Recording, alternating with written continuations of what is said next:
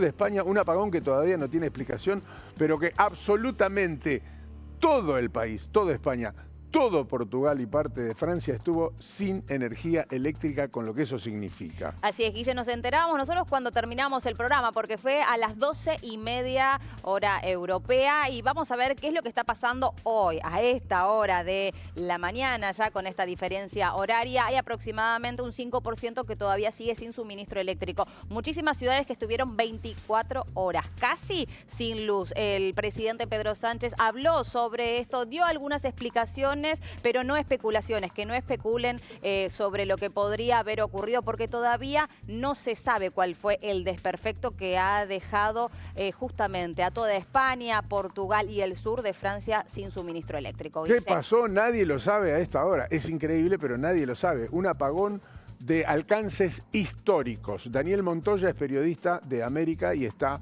en Madrid. ¿Cómo estás, Daniel? Buen día. Guillermo, buen día. Volvió la luz para vos. Saludos a todo el equipo. Volvió la luz. Estamos en el barrio Prosperidad de Madrid, a unos 15 minutos más o menos del centro. Y ni te cuento lo que fue ayer, una incertidumbre total. Por momentos fue un caos. Todo comenzó a las 12:30 del mediodía y de ahí en más parecía una película, Guille. Me imagino, porque además, bueno, obviamente estas cosas no dan aviso. Estás haciendo tu vida normal y de repente deja de andar absolutamente todo. Semáforos, ascensores, trenes, todo lo que depende de la energía eléctrica. Se paraliza el país por completo y se interrumpen las comunicaciones. Por lo tanto, nadie sabía qué pasaba. Es más, dicen, escuché por ahí, que fue como un gran día de la vuelta a la radio. Como que la radio tuvo un día de gloria en España. Todo el mundo volvió a las pilas y a la radio a la vieja usanza. Así es, te cuento cómo fue. A las 12:30 en punto empezaron a fallar las comunicaciones. Por ejemplo, yo tenía que pagar un taxi con tarjeta de crédito y no se podía. Te cuento que al taxista le sorprendió porque es algo que no ocurre habitualmente. Son cosas que no pasan. El primer intento ya el taxista quedó como paralizado. Al segundo se preocupó. Yo probé la señal en el celular, no tenía y bueno, zafamos porque yo tenía efectivo.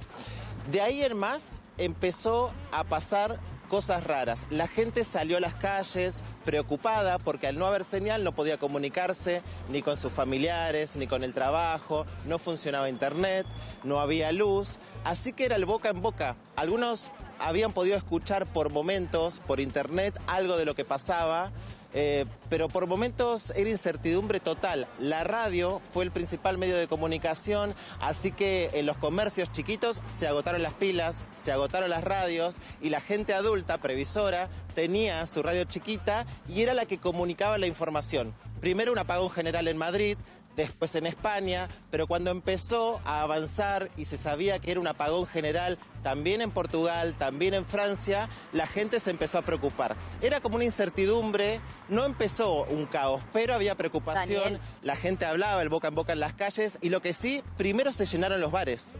Esa imagen fue impresionante porque era mediodía, con las calles llenas de gente y los bares llenos de personas. Y una cosa que a mí me llamó mucho la atención es que, por ejemplo, para trasladarse solo funcionaba el taxi y el pago en efectivo. Entonces la gente no podía subir al taxi porque acá no se maneja efectivo.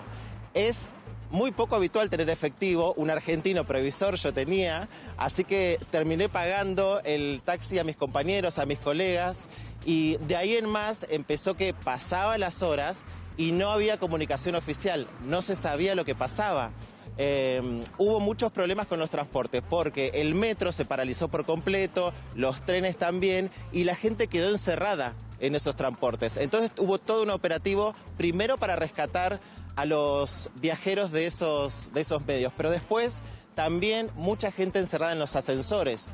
Entonces era el boca en boca que iba avisando cuáles eran los problemas, avisando a la gente de seguridad que por momentos estaban, pero no había dónde llamar. Entonces hubo presencia policial en las calles, de a poco se fue haciendo más grande, apareció policía montada también, entonces uno tenía dónde recurrir para preguntar a ver qué pasaba.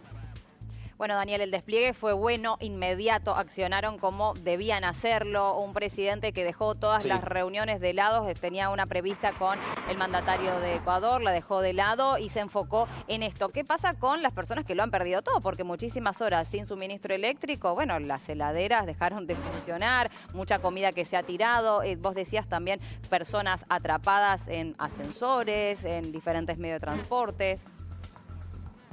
Sí, lo que pasó fue que pasando las horas la preocupación era cada vez más grande y a medida que iba cayendo el atardecer, imagínate, se iba haciendo la preocupación más intensa. Entonces la gente lo que atinó a hacer primero es ir a buscar los comercios que estaban abiertos, que eran muy pocos porque no se podía pagar. Entonces las grandes cadenas de supermercados sí estaban abiertas y podían cobrar.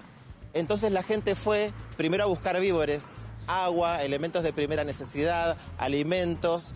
Se emitió una alerta 3 a nivel nacional, que es poco habitual, en donde el presidente y la nación tomó control de la seguridad. Entonces ahí se sintió que no era algo simple o pasajero, se notaba que cada vez era más intenso.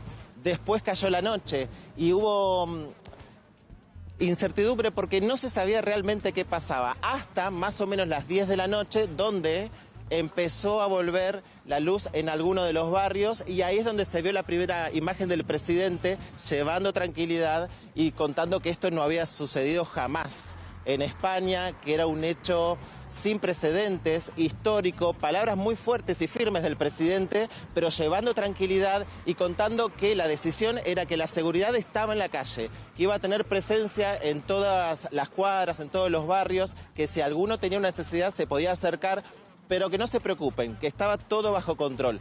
Lo que llamó la atención es que no se supo y hasta hoy no se sabe cuál fue la causa de todo esto. Claro, no te preocupes, pero no sabemos qué pasó. Y no se descarta absolutamente nada, ni siquiera que sea un ciberataque. Estamos hablando de la península entera, no solamente de España, la península ibérica entera y el sur de Francia con todo lo que esto significa. Y de repente en estos días donde tanto se habla de la inteligencia artificial, de la supresión del hombre por la máquina, de bla, bla, bla, bla, resulta que cuando te desenchufás hay que volver al mundo analógico y tenemos que funcionar igual. Y eso fue lo que pasó en España. La vieja y querida radio que muchos quieren matar y extinguir fue la que comunicó y las personas en el boca a boca fueron las que salvaron las vidas de otros y los pulsos de las personas fueron los que sacaron a los ancianos y a los viejos de los lugares donde habían quedado atrapados y fueron los vecinos los que ayudaron a los otros y el mundo volvió a ser el mundo por un rato, por un apagón que a lo mejor deja una lección más allá del costo político o de averiguar qué pasó realmente, ¿no? Guille, te cuento que es así tal cual lo decís, el madrileño es muy solidario. Imagínate que yo como periodista extranjero y también como turista, me veían que estaba como transitando esto con una tensa calma, porque era eso lo que pasaba. Entonces me preguntaban, pero también un dato de color, viste que nosotros como argentinos también estamos preparados para estas cosas. Entonces, por ejemplo, efectivo yo tenía y después las precauciones de qué hacer con las cosas en las heladeras, qué hacer si estar en la calle o no. Me preguntaban a mí, por momentos para mí era algo habitual. Vieron que cuando nosotros tenemos un apagón sabemos que puede durar un día entero. Entonces, bueno, estamos preparados con las velas, con las baterías, pero acá no.